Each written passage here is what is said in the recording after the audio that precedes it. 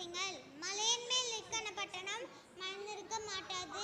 Matthew 5:14.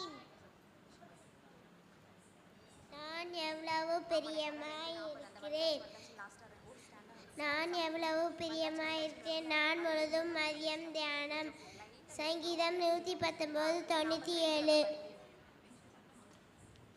1 கொரிந்தியர் 3:1.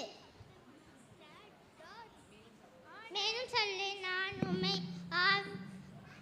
உன்னை ஆவிக்குரிய எண்ணி உம்மை பேசக்கூடாமல்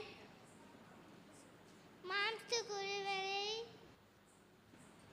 கிறிஸ்துவுக்குள் குழந்தைகளை எண்ணி பேச வேண்டி ஆயிற்று.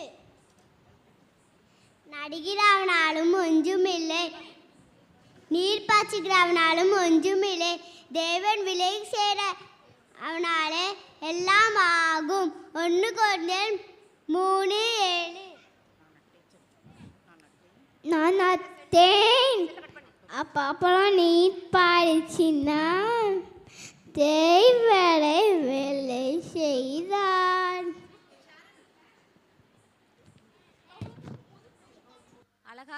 அழகாக வசனம் சொல்லியே நம்முடைய குட்டீஸ்க்கு நன்றி. நல்ல சவுண்ட்